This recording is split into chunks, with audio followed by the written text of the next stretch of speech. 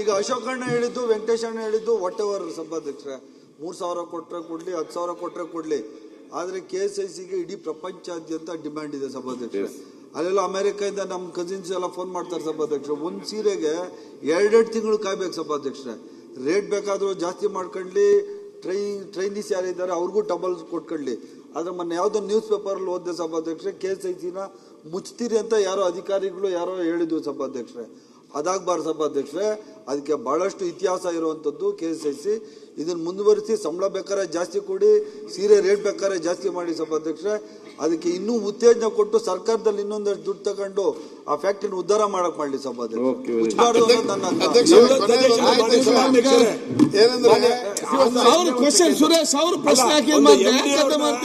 ಅಲ್ಲ ಮಾನ್ಯ ಸಭಾಧ್ಯಕ್ಷ, ಒಳ್ಳೆ MD ಹಾಕಿ ಅಂತ ಹೇಳಿ ಯಾರ ಕೆಲ್ಸಕ್ಕೆ ಬರ್ದಾರ ಅಲ್ಲಿರೋ ದುಡ್ಡೇ ಬೇರೆ ಕಡೆ ಟ್ರಾನ್ಸ್ಫರ್ ಮಾಡಕ್ ದಯವಿಟ್ಟು ಆ MD ಅವರು ಪ್ರತಿಷ್ಠಿತ ಕಂಪನಿ ಕೇಳಿ. ಮಾನ್ಯ ಸರ್, ನೀವು ಕೇಳೋದಿಲ್ಲ ಅವರ ಪ್ರಶ್ನೆ, ನೀವಿಲ್ಲಿ ಅವಕಾಶ ಕೊಟ್ರಿ, ಮಂತ್ರಿಗಳು ಎಲ್ಲರಿಗೂ ಅವಕಾಶ ಕೊಟ್ರಿ ನೀವು, ಸಮೀರ್ ಅಹಮದ್ಗೆ ಮತ್ತೆ ಸುರೇಶ್ ಅವ್ರಿಗೆ ಕೇಳಕ್ಕೆ ತಾಳ್ಮೆ ಇಲ್ಲ ಅಂದ್ರೆ. ಅಧ್ಯಕ್ಷರೇ, ಇದರಲ್ಲಿ ಆನ್ಲೈನ್ಗೆ ವ್ಯವಸ್ಥೆಯನ್ನ ಮಾಡಿಕೊಟ್ಟಿದ್ದಾರೆ ಅಧ್ಯಕ್ಷರೇ. ಆನ್ಲೈನ್ ಅಲ್ಲಿ ಅಂದ್ರೆ ಅವ್ರಿಗೆ ಬೇಕಾದ ಚಾಯ್ಸು ಸಿಗೋದಿಲ್ಲ ಅಧ್ಯಕ್ಷರೇ. ಗೋಡನ್ ಅಲ್ಲಿ ಅದು ಶೋರೂಮ್ ಅಲ್ಲಿ ಯಾವ್ದಿರುತ್ತೆ ಅದಕ್ಕೆ ಮಾತ್ರ ಅವ್ರು ಆನ್ಲೈನ್ ಅಲ್ಲಿ ಹಾಕೋಬೇಕು. ಅವ್ರಿಗೆ ಬೇಕಾದಂತ ರೀತಿಯಲ್ಲಿ ಮಾಡೋದಿಕ್ಕೆ ಫ್ಯಾಕ್ಟ್ರಿನ ಸ್ವಲ್ಪ ದೊಡ್ಡದು ಮಾಡಿದಾಗ ಮಾತ್ರ ಸಾಧ್ಯ ಅನ್ನೋದನ್ನ ಸಚಿವರ ಗಮನಕ್ಕೆ ತರ್ತಾ ಇದ್ದೀನಿ. ಆನ್ಲೈನ್ ಅಲ್ಲಿ ಮಾಡಿರೋದು ಒಳ್ಳೇದು, ಬಟ್ ಸ್ಟಾಕ್ ಸಿಗೋಂಗ್ ನೋಡ್ಕೋಬೇಕು ಸರ್. ಹರೀಶ್ BP. ಅಧ್ಯಕ್ಷರೇ, ಹೇಳೋದು ಬೇಡವಾ? ನಾವು ಫ್ಯಾಕ್ಟ್ರಿ ಎಕ್ಸ್ಪಾನ್ಷನ್ ಮಾಡೋ ಯೋಜನೆ ಇದೆ ನಮಗೆ. ಈಗ ನಮಗೆ ನಾವು ಸೀರೆ ಎಷ್ಟು ತಯಾರು ಮಾಡ್ತಾ ಇದ್ದೀವಿ, ಆನ್ಲೈನಲ್ಲಿ ಬಹಳ ಜಾಸ್ತಿ ಬೇಡಿಕೆ ಬರ್ತಾ ಇದೆ. ಅದಕ್ಕೋಸ್ಕರ ಅದ್ರ ಬಗ್ಗೆ ನಾವು ಯೋಚನೆ ಮಾಡ್ತಾ ಇದ್ದೀವಿ. ಏನೋ ಜಾಸ್ತಿ ತಯಾರು ಮಾಡಿದಂಗೆ ಅವ್ರಿಗೂ ಕೊಡ್ತಕ್ಕಂಥ ವ್ಯವಸ್ಥೆ MD ಹಾಕಿ. ಮಾನ್ಯ ಸಚಿವರೇ, MD ಅವರ ಒಳ್ಳೆಯವ್ರನ್ನ ಹಾಕಿ, ಸ್ವಲ್ಪ ಮೇಲೆತ್ತಿ ಅದನ್ನ, ನನ್ನ ಸಜೆಷನ್. ಹರೀಶ್ BP. ಅಲ್ಲಿ MD ಸರಿಗಿಲ್ಲ, ಯಾರ ಕಳ್ಳಿ ಸಭಾಧ್ಯಕ್ಷರೇ, ಚುಕ್ಕೆ ಗುರುತಿನ ಪ್ರಶ್ನೆ 945 ಸನ್ಮಾನ್ಯ ಕಂದಾಯ ಸಚಿವರಿಗೆ. ಮಾನ್ಯ ಅಧ್ಯಕ್ಷರೇ, ಗೌರವಾನ್ವಿತರಿಗೆ ಉತ್ತರ ಒದಗಿಸಿಕೊಟ್ಟಿದ್ದೇವೆ. ಸಭಾಧ್ಯಕ್ಷರೇ, ದಾವಣಗೆರೆ ಜಿಲ್ಲೆಯ ಮಾಜಿ ಸೈನಿಕರಿಂದ ಜಮೀನು ನಿವೇಶನ ಮಂಜೂರಾತಿ ಕೋರಿ ಅರ್ಜಿ ಎಷ್ಟು ಬಂದಿದೆ ಅಂತಕ್ಕಂಥ ಪ್ರಶ್ನೆ ಕೇಳಿದ್ದೆ. ಅದಕ್ಕೆ ನಮ್ಮ ಜಿಲ್ಲೆಯಿಂದ 338 ಅರ್ಜಿ ಸ್ವೀಕೃತ ಆಗಿದೆ ಅಂತೇಳಿ ಕೊಟ್ಟಿದ್ದಾರೆ. ಪುರಸ್ಕೃತಗೊಂಡ ಅರ್ಜಿಗಳ ಸಂಖ್ಯೆ 00, ತಿರಸ್ಕಾರಗೊಂಡ ಅರ್ಜಿಗಳ ಸಂಖ್ಯೆ 00 ಅಂತೇಳಿ ಉತ್ತರ ಕೊಟ್ಟಿದ್ದಾರೆ. ಮಾಜಿ ಸೈನಿಕರ ನಿಜವಾಗ್ಲೂ ನಮ್ಮನ್ನು ಕಾಯ್ತಾ ಇರ್ತಕ್ಕಂಥ ಸೈನಿಕರ ಅರ್ಜಿಗಳಿಗೆ 3 ವರ್ಷದಿಂದ ಅರ್ಜಿಗಳ ಪರಿಶೀಲನೆ ಮಾಡಿಲ್ಲ ಅಂತ ಹೇಳಿದ್ರೆ ತುಂಬ ನೋವಾಗ್ತದೆ. ಸ್ವೀಕೃತನೂಗೊಂಡಿಲ್ಲ, ಪುರಸ್ಕೃತನೂಗೊಂಡಿಲ್ಲ. ಅಂದರೆ ದಾವಣಗೆರೆ ಜಿಲ್ಲೆಯ ರೆವಿನ್ಯೂ ಅಧಿಕಾರಿಗಳು ಸೈನಿಕರ ಒಂದು ಕಷ್ಟ ನೋವಿಗೆ ಸ್ಪಂದಿಸ್ತಕ್ಕಂಥ ಕೆಲಸ ಮಾಡ್ತಾ ಇಲ್ಲ ಅಂತ ಗೊತ್ತಾಗ್ತದೆ. ಇನ್ನು ಅವರಿಗೆ ನಿವೇಶನ ಎಲ್ಲಿ ನೀವು ಕಾಯಂಗೊಳಿಸಿದ್ದೀರಿ, ಮಾಜಿ ಸೈನಿಕರಿಗೆ ಇಲ್ಲ ನಿವೃತ್ತ ಸೈನಿಕರಿಗೆ, ಮರಣ ಹೊಂದಿದ ಸೈನಿಕರಿಗೆ ನಿವೇಶನ ಎಲ್ಲಿ ಕೊಡ್ತೀರಿ ಅಂದರೆ ಅವರು ಉತ್ತರ ಕೊಟ್ಟಿದ್ದಾರೆ. ದಾವಣಗೆರೆ ಜಿಲ್ಲಾ ಹೊಸಹಳ್ಳಿಯಲ್ಲಿ 35 ಜನಕ್ಕೆ 3 ಎಕರೆ ಅಂತೆ. ಆಮೇಲೆ ಬಗ್ಗೇನಹಳ್ಳಿ ಜಗಳೂರು 13 ಜನಕ್ಕೆ 2 ಎಕರೆ 20 ಗುಂಟೆ. ಈ ರೀತಿ ಹರಿಹರದ ಮಲೇಬೆನ್ನೂರಿನಲ್ಲಿ 30 ಗುಂಟೆ.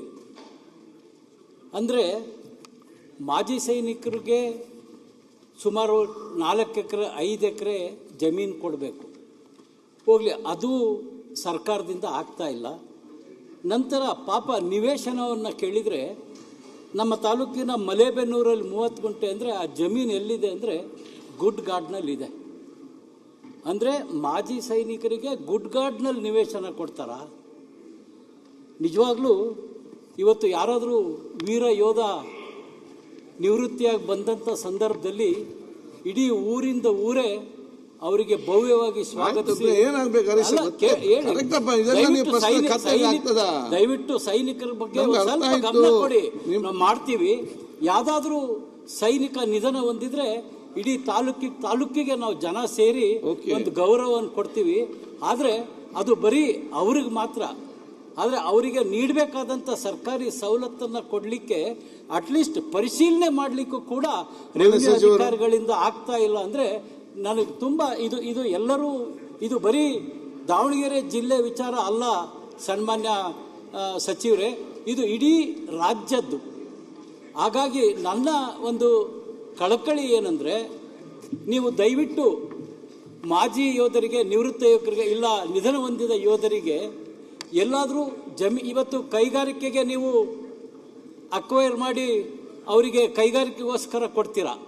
ಅದೇ ರೀತಿ ಮಾಜಿ ಸೈನಿಕರಿಗೆ, ಒಬ್ಬೊಬ್ಬ ಸೈನಿಕರಿಗೆ 3-4 ಎಕರೆನಾದರೂ ಸರ್ಕಾರದಿಂದ ಖರೀದಿ ಮಾಡಿ ಕೊಡ್ತಕ್ಕಂಥ ವ್ಯವಸ್ಥೆ ಆಗಬೇಕು.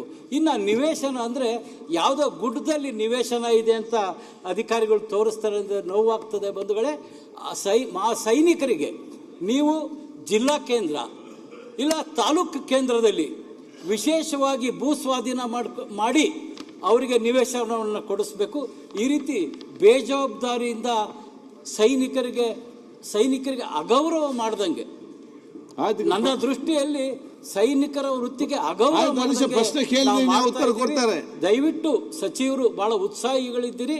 ಇದನ್ನ ಇಡೀ ರಾಜ್ಯದ ಸೈನಿಕರಿಗೆ ನೋಡಿ, ಅವರು ಜಿಲ್ಲಾಧಿಕಾರಿಗಳ ಕಚೇರಿಗೆ, ತಾಲೂಕು ಕಚೇರಿಗಳೇ, ನಮ್ಮ ಮನೆಗೆ ಬಂದಂತ ಸಂದರ್ಭದಲ್ಲಿ ಒಂದ್ ನಿಮಿಷ ಸಭಾಪತಿ ದಯವಿಟ್ಟು ಕೇಳಿ, ನಮ್ಮ ಜೊತೆ ಬಂದಂತ ಸಂದರ್ಭದಲ್ಲಿ ಒಬ್ಬ ಮಾಜಿ ಸೈನಿಕರಿಗೆ ನಾವು ಏನು ಮಾಡ್ಲಿಕ್ಕೆ ಆಗಲ್ಲ ಅಂತಕ್ಕಂಥ ನೋವು ನಮಗಾಗ್ತದೆ. ಹಾಗಾಗಿ ಇದರ ಬಗ್ಗೆ ವಿಶೇಷ ಕಾಳಜಿ ವಹಿಸಿ ಸರ್ಕಾರ ನಿರ್ಧಾರ ಮಾಡ್ಬೇಕಂತೇಳಿ ನಾನು ಸಚಿವರಲ್ಲಿ ಮನವಿ ಮಾಡ್ತೇನೆ. ನಾನು ಒಂದು ಚೂರು ಇದಕ್ಕೆ ಸಂಬಂಧಪಟ್ಟ ಒಂದೇ ಸರ್ ಅಧ್ಯಕ್ಷರೇ ಪ್ಲೀಸ್, ಅಲ್ಲ ಅಧ್ಯಕ್ಷರೇ ಅಲ್ಲ ಅಧ್ಯಕ್ಷ ಉತ್ತರ ಕೊಡಿ. ಅಧ್ಯಕ್ಷರೇ, ಮೊದಲಿಗೆ ಎಲ್ಲಿ ಎಷ್ಟು ಅರ್ಜಿಗಳು ಇದಾವೆ ಅಂತಾನು ಕೂಡ ಒಂದು ಕಡೆ ನಮ್ಮ ಹತ್ರ ದಾಖಲೆ ಲೆಕ್ಕ ಇರಲಿಲ್ಲ. ಈಗ ಇದಕ್ಕೋಸ್ಕರ ಒಂದು ಆನ್ಲೈನಲ್ಲಿ ಇರೋ ಅರ್ಜಿಗಳನ್ನೆಲ್ಲ ಡಿಜಿಟೈಸ್ ಮಾಡಿ ನಮಗೆ ಕೂತಲ್ಲೇ ಈಗ ಅಟ್ಲೀಸ್ಟ್ ಎಷ್ಟು ಅರ್ಜಿ ಇದೆ ಯಾವ್ಯಾವ ತಾಲೂಕಲ್ಲಿ ಜಿಲ್ಲೆಯಲ್ಲಿ ಅಂತ ಈಗ ಖಚಿತತೆ ಬಂದಿದೆ. ಮೊದಲಿಗೆ ಈ ಸಿಸ್ಟಮು ಕೂಡ ಇರಲಿಲ್ಲ. ಎಷ್ಟು ಅರ್ಜಿ ಇದೆ ಪೆಂಡಿಂಗ್ ಇದೆ ಅಂದರೆ ನಾನು ಎಲ್ಲ ತಹಸೀಲ್ದಾರ್ಗೆ ಬರಿಬೇಕಿತ್ತು. ಅವರಿಂದ ಉತ್ತರ ಬರಲಿಕ್ಕೆ ಎಷ್ಟು ದಿನ ಆಗ್ತಿತ್ತು, ಅವ್ರು ಒಂದೊಂದು ದಿನ ಒಂದೊಂದು ಉತ್ತರ ಕೊಡ್ತಿದ್ರು. ಈ ಥರ ಎಲ್ಲ ಒಂದು ವಿರಾಮ ಹಾಕಿ ಇದಕ್ಕೆ ನಿರ್ದಿಷ್ಟ ಕಾರ್ಯಕ್ರಮ ಆಗಬೇಕು ಅಂತ ಎಲ್ಲ ಅರ್ಜಿಗಳನ್ನು ಆನ್ಲೈನ್ಗೆ ತೊಗೊಂಡು ಬಂದಿದ್ದೇವೆ.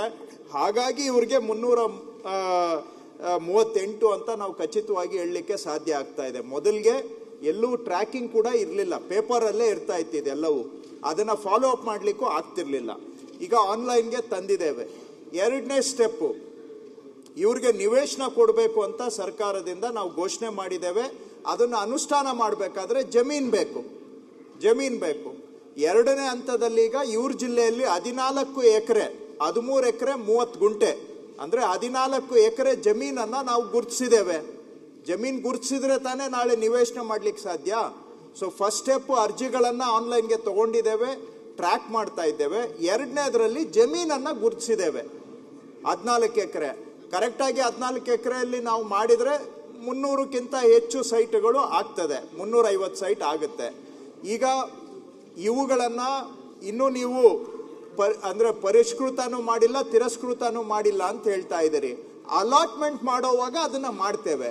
ಅಲಾಟ್ಮೆಂಟ್ ಮಾಡೋವಾಗ ಎಲಿಜಿಬಿಲಿಟಿಯನ್ನು ಪರಿಶೀಲನೆ ಮಾಡಿ ಅಲಾಟ್ಮೆಂಟ್ ಮಾಡ್ತೇವೆ. ಸೊ ಈ ವರ್ಷದಲ್ಲಿ ಮಾನ್ಯ ಅಧ್ಯಕ್ಷರೇ, ಅಲ್ಲಿ ಅವರಿಗೆ ಒಂದು ಲೇಔಟನ್ನು, ಬಡಾವಣೆಯನ್ನು ಮಾಡಿ ಅವರಿಗೆ ನಿವೇಶನ ಕೊಡುವಂಥ ಕಾರ್ಯಕ್ರಮ ಈ ವರ್ಷ ನಾವು ಹಾಕ್ಕೊಂಡಿದ್ದೇವೆ. ಈ ವರ್ಷದಲ್ಲಿ ರಾಜ್ಯದ ಎಲ್ಲ ಕಡೆ ಎಲ್ಲೆಲ್ಲಿ ಈ ರೀತಿಯಾಗಿ ಅರ್ಜಿಗಳು ಬಾಕಿ ಇದ್ದಾವೆ ಅವ್ರಿಗೆ ಸರ್ಕಾರದಿಂದ ಬಡಾವಣೆ ಮಾಡಿ ನಿವೇಶನ ಕೊಡುವಂತ ಕೆಲಸ ಈ ವರ್ಷ ಮಾಡ್ತೇವೆ.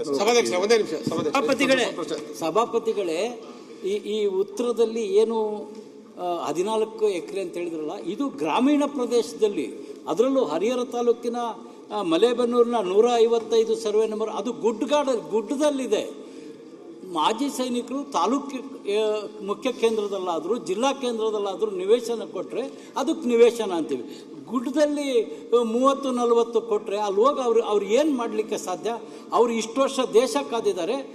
ಇಲ್ಲಿ ಅವರಿಗೆ ನಾವು ನಿವೇಶನ ಕೊಟ್ಟರೆ ಅಲ್ಲಿರ್ತಕ್ಕಂಥ ಚಿರತೆ ಮತ್ತು ಇದು ಕರಡಿಗಳು ಓಡಾಡೋ ಜಾಗ ಈ ಸರ್ವೆ ನಂಬರು, ಇದನ್ನು ತೋರಿಸಿದ್ರೆ ತಪ್ಪಾಗಲ್ವಾ ಸಭಾಪತಿಗಳೇ? ಸಭಾಧ್ಯಕ್ಷ, ನಾನು ಒಂದು ಕೇಳ್ತೀನಿ ಅಧ್ಯಕ್ಷರೇ, ಸೂಕ್ತತೆಯನ್ನ ಖಂಡಿತವಾಗಿ ಪರಿಶೀಲನೆ ಮಾಡ್ತೇವೆ. ಅದು ಬಡಾವಣೆಗೆ ಸೂಕ್ತ ಇದೆಯಾ ಇಲ್ವಾ ಅನ್ನೋದನ್ನ ಏನು ಸದಸ್ಯರು ಹೇಳ್ತಾ ಇದ್ದಾರೆ ಅದನ್ನ ಪರಿಶೀಲನೆ ಮಾಡ್ತೇವೆ. ಆದ್ರೆ ಇರೋ ಜಮೀನಲ್ಲಿ ನಾನು ನಿವೇಶನ ಕೊಡ್ಬೋದೇ ಬಿಟ್ಟು ಬೇರೆ ವಿಚಾರಗಳನ್ನ ನಾನು ಯೋಚನೆ ಮಾಡ್ಲಿಕ್ಕೆ ಆಗೋದಿಲ್ಲ. ಇದು ಸೂಕ್ತ ಇಲ್ಲ ಅಂದ್ರೆ ಬೇರೆ ಕಡೆ ಎಲ್ಲಾದ್ರೂ ವಾಸಕ್ಕೆ ಯೋಗ್ಯವಾದಂತ ಕಡೆ ನಾವು ಗುರುತಿಸಬಹುದು. ಅದು ಬಿಟ್ಟು ಬೇರೆ ನಗರ ಪ್ರದೇಶದ ಹತ್ರ ಎಲ್ಲ ಈಗ ಬೆಳೆಗಳು ಆಕಾಶಕ್ಕೆ ಹೋಗಿದೆ, ಅಕ್ವೈರ್ ಮಾಡೋಕ್ ಹೋದ್ರೆ ಜನ ಮೇಲೆ ಬೀಳ್ತಾರೆ, ಇವೆಲ್ಲ ಸಮಸ್ಯೆ ಬರ್ತದೆ. ಮನೆ ಮಂತ್ರಿಗಳು ಏನಿಲ್ಲ, ಈಗ ಸಕಲೇಶ್ಪುರದಲ್ಲಿ ಮಾಜಿ ಸೈನಿಕರಿಗೆ ಅಂತೇಳಿ ಹಲವಾರು ಎಕರೆ ಜಾಗನ ರಿಸರ್ವ್ ಮಾಡಿದ್ದಾರೆ. ಅದ್ರ ಆಲ್ರೆಡಿ ಈಗ 50% ಅಲ್ಲಿ ಲೋಕಲ್ ರೈತರು ಒತ್ತುವರಿ ಮಾಡಿ ಆಲ್ರೆಡಿ ಹಿಡುವಳಿ ಬೆಳೆನ ಬೆಳೆದ್ಬಿಟ್ಟಿದ್ದಾರೆ ಆಲ್ರೆಡಿ. ಈಗ ಅದನ್ನ ಬಿಟ್ಟು ಉಳಿದಿರ್ತಕ್ಕಂಥ ಜಾಗ ಏನಿದೆ, ಏನು ಅರ್ಜಿ ಕೊಟ್ಟಿದ್ದಾರೆ ಅವ್ರಿಗಾರು ಕೂಡ ಅಟ್ಲೀಸ್ಟ್ ಜಾಗಗಳನ್ನ ಕೊಟ್ರೆ, ಅವ್ರು 4 ಎಕರೆ 3 ಎಕರೆ ಎಲ್ಲ ಕೇಳಿದ್ದಾರೆ, ಅಟ್ಲೀಸ್ಟ್ ಏನಾಗುತ್ತೆ ಸರ್ಕಾರದಿಂದ ಕೊಟ್ಬಿಟ್ರೆ ಅನುಕೂಲ ಆಗುತ್ತೆ. ಮಾಡ್ತೇವೆ, ಅದನ್ನ ಮಾಡ್ತೇವೆ. ಥ್ಯಾಂಕ್ ಯು, ಧನ್ಯವಾದ. ನಿರ್ಭೀತ, ನಿಷ್ಪಕ್ಷಪಾತ, ವಿಶ್ವಾಸಾರ್ಹ ಸುದ್ದಿಗಳಿಗೆ ಮತ್ತೊಂದು ಹೆಸರಾಗಿರುವಂತ ನ್ಯೂಸ್ 18 ಕನ್ನಡ ಈಗ ಆಪ್ನಲ್ಲೂ ಲಭ್ಯವಿದೆ. ದಯವಿಟ್ಟು ಇಲ್ಲಿರುವಂತ QR ಕೋಡ್ ಸ್ಕ್ಯಾನ್ ಮಾಡಿಕೊಂಡು ಆಪ್ ಡೌನ್ಲೋಡ್ ಮಾಡೋದಕ್ಕೆ ಮರಿಬೇಡಿ. ನಿಮ್ಮ ಬೆಂಬಲ ಹೀಗೆ ಸದಾ ನಮ್ಮೊಂದಿಗಿರಲಿ. ಧನ್ಯವಾದ.